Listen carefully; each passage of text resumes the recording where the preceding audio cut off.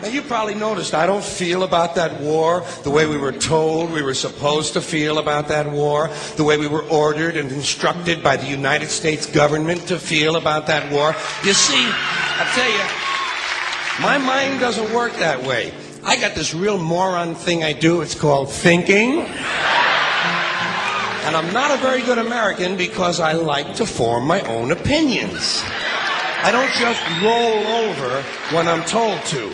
Sad to say, most Americans just roll over on command. Not me.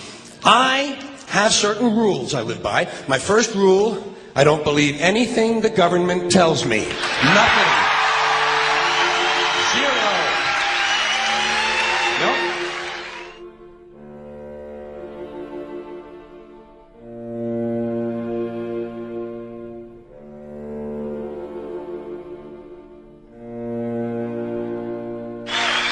And I don't take very seriously the media or the press in this country, who in the case of the Persian Gulf War were nothing more than unpaid employees of the Department of Defense, and who most of the time function as kind of an unofficial public relations agency for the United States government.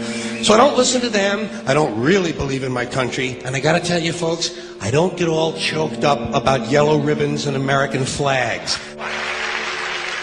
Now, to balance the scale, I'd like to talk about some things that bring us together. Things that point out our similarities instead of our differences. Because that's all you ever hear about in this country is our differences. That's all the media and the politicians are ever talking about, the things that separate us, things that make us different from one another.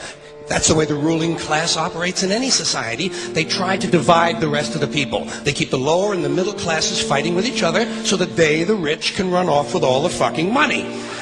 Fairly simple thing, happens to work. You know, anything different, that's what they're going to talk about. Race, religion, ethnic and national background, jobs, income, education, social status, sexuality, anything you can do, keep us fighting with each other so that they can keep going to the bank. You know how I describe the economic and social classes in this country? The upper class keeps all of the money, pays none of the taxes.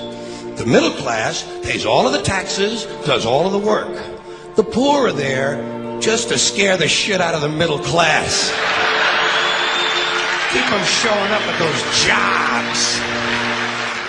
Politicians know that word. They use it on you. Politicians have traditionally hidden behind three things: the flag, the Bible, and children. No child left behind. No child left behind. Oh, really? Well, it wasn't long ago you were talking about giving kids a head start. Head start, left behind. Someone's losing fucking ground here. But there's a reason. There's a reason. There's a reason for this. There's a reason education sucks, and it's the same reason that it will never, ever, ever be fixed. It's never going to get any better. Don't look for it. Be happy with what you got. Because the owners of this country don't want that. I'm talking about the real owners now. The big, the wealthy, the real owners, the big wealthy business interests that control things and make all the important decisions. Forget the politicians. They're irrelevant. The politicians are put there to give you the idea that you have freedom of choice. You don't. You have no choice. You have owners. They own you. They own everything. They own all the important land. They own and control the corporations. They've long since bought and paid for the Senate, the Congress, the state houses, the city halls. They got the judges in their back pockets, and they own all the big all the big media companies. So they control just about all of the news and information you get to hear. They got you by the balls. They spend billions of dollars every year lobbying to get what they want. Well, we know what they want. They want more for themselves and less for everybody else. But I'll tell you what they don't want. They don't want a population of citizens capable of critical thinking. They don't want well-informed, well-educated people capable of critical thinking. They're not interested in that. That doesn't help them. That's against their interest. That's right. You know something? They don't want people who are smart enough to sit around the kitchen table and figure out how badly they're getting fucked by a system that threw them overboard 30 fucking years ago. They don't want that. You know what they want? They want obedient workers. Obedient workers. People who are just smart enough to run the machines and do the paperwork, and just dumb enough to passively accept all these increasingly shittier jobs with the lower pay, the longer hours, the reduced benefits, the end of overtime, and the vanishing pension that disappears the minute you go to collect it. And now they're coming for your Social Security money. They want your fucking retirement money. They want it back.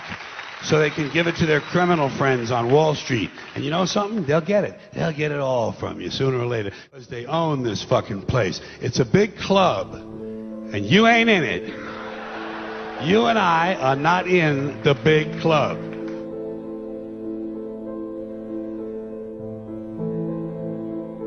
The greatest form of control is where you think you're free when you're being fundamentally manipulated and dictated to. One form of dictatorship is being in a prison cell and you can see the bars and touch them.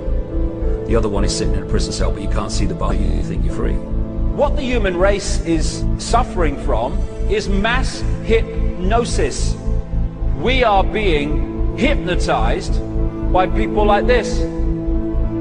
Newsreaders, politicians, teachers, lecturers.